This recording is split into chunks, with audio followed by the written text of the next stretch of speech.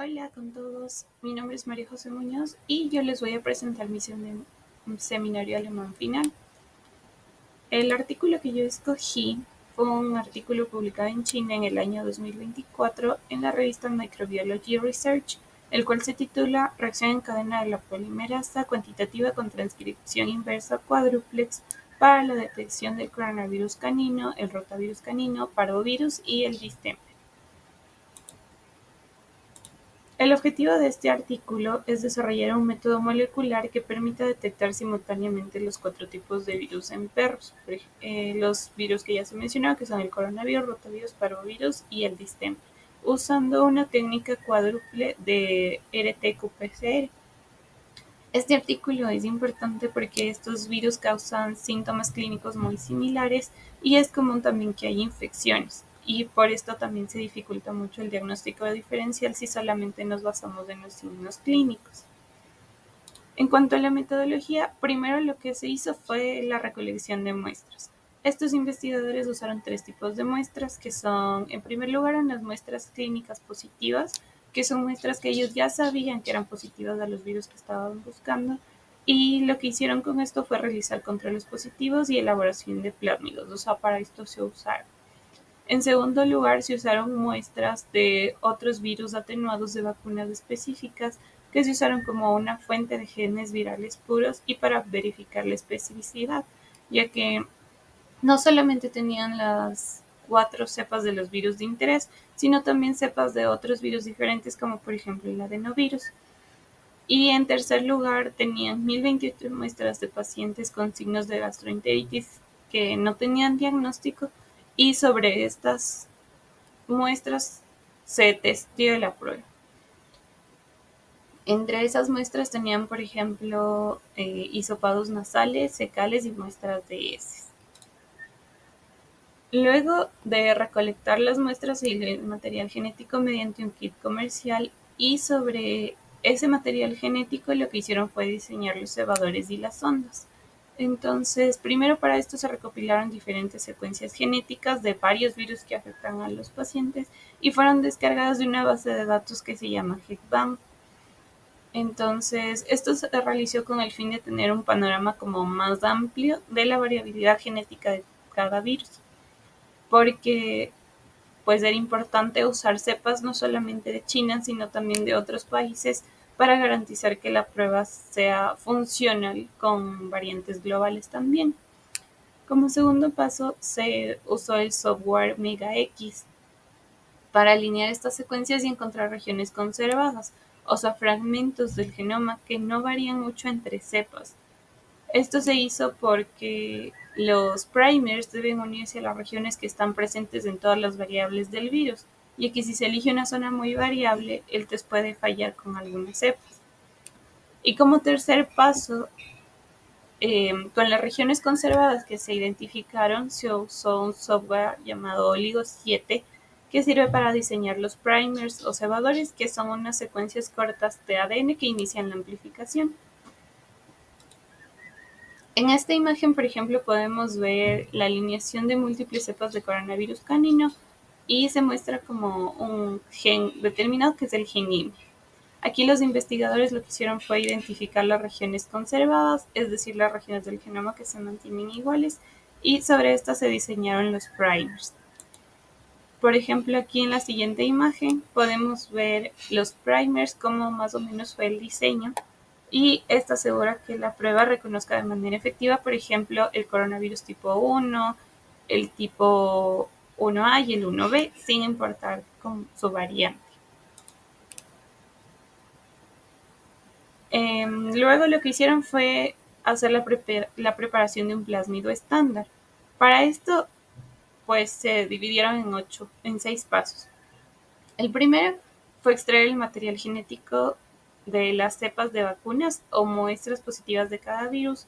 Convirtieron el ARN viral en ADN complementario mediante un kit.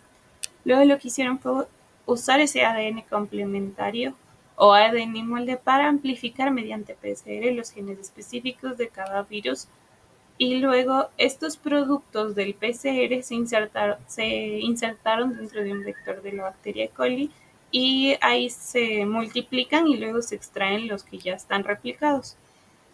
Luego, como paso quinto, se verifica que los plásmidos tuvieran los fragmentos correctos de la secuenciación y por último se ajustan todos estos en una misma concentración para poder usarlos de forma estándar en diferentes experimentos. Ya. Luego, las copias que se obtuvieron en la parte anterior son sometidas a una reacción en cadena de polimerasa. O sea, a estas fueron las que se les puso, las que fueron sometidas a la PCR. Y la generación de la curva estándar es el resultado de esta prueba. Entonces, esto es importante porque la curva estándar es la que nos permite evaluar si la prueba funciona o no. Y nos permite evaluar esta prueba mediante 4 cosas clave.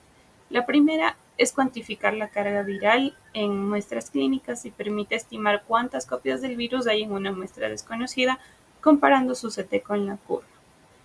Lo segundo que nos permite hacer es asegurar la repetibilidad. Por ejemplo, la curva estándar permite evaluar la variabilidad intra e interensayo, lo cual es clave para asegurar que los resultados sean consistentes. Por último, valida la eficacia del ensayo. Esto se logra mediante 3 cosas, ya que una curva estándar tiene diferentes parámetros que me permite evaluar si es funcional o no. Entonces, los 3 parámetros que tenemos son pendiente, que se debe acercar a un menos 3.3, el R2, que debe ser cercano a 1, y la eficiencia de amplificación, que debe estar en un 90 y 100%. Y como podemos ver en el gráfico, por ejemplo, si se fijan, donde está el coronavirus tenemos una pendiente de menos 3.2, en el caso del rotavirus tenemos menos 3.25, en el caso del parvovirus menos 3.2 y en el caso del distemper menos 3.24. Esto quiere decir que la pendiente se acerca mucho al estándar, que es menos 3.3. Lo mismo pasa, por ejemplo, con el coeficiente R2, que casi todos, por ejemplo, en el caso del coronavirus en 1 y en el resto de los virus se acerca mucho al 1. Y en el caso de la eficiencia de amplificación, todos se sitúan en un rango de entre 90 y 110, lo cual quiere decir que pues es un ensayo también muy válido. Se testeó también la especificidad y sensibilidad de la prueba. Para la especificidad se realizó la prueba de los 4 virus de interés con otros virus. Para eso se usaron los virus vacunales. Entonces, por ejemplo, se testeó la prueba con virus, por ejemplo, de parainfluenza o adenovirus, y la prueba es bastante específica ya que solo reaccionó a los 4 virus de interés. Y para saber, por otro lado, para saber si la prueba era sensible, los investigadores usaron plásmidos sintéticos con ADN de cada virus en distintas concentraciones. Luego lo que hicieron fue medir cuántas copias mínimas necesitaban para que la prueba diera positivo, para que sea de una forma confiable, y descubrieron que el test puede detectar con seguridad 110 copias del virus por muestra, lo que indica que es un método bastante sensible porque reacciona con muy poca cantidad de material genético. En cuanto a los resultados, pues hay una positividad en las muestras clínicas, se detectaron múltiples coinfecciones y hay una alta concordancia con los métodos de referencia. Entonces, en conclusión, la RT-qPCR cuádruple proporciona un método muy sensible, rápido y preciso para detectar y diferenciar los 4 tipos de virus y detectar también coinfecciones. Ahora me gustaría hablar un poco de por qué yo elegí este artículo. Pues elegí este artículo porque en Ecuador son muy comunes las coinfecciones virales, por ejemplo, sobre todo de distemper, parvovirus y coronavirus. Una PCR cuádruplex permitiría un diagnóstico rápido, preciso y mucho más accesible, lo que facilitaría también el tratamiento y el pronóstico de estos pacientes. Además, es importante recalcar que aunque en Ecuador no se han confirmado casos de rotavirus zoonótico, en América Latina sí se han dado casos, especialmente en México y Brasil. E incluso en las Islas Galápagos se han encontrado rotavirus en lobos marinos, sin que en las islas se hayan reportado casos significativos de rotavirus en personas, lo que resalta también la importancia de una vigilancia activa y en este caso la PCR puede ser clave, ya que puede ser que en nuestros países no es que no exista rotavirus, sino que tal vez no lo estamos buscando. Eso, muchas gracias.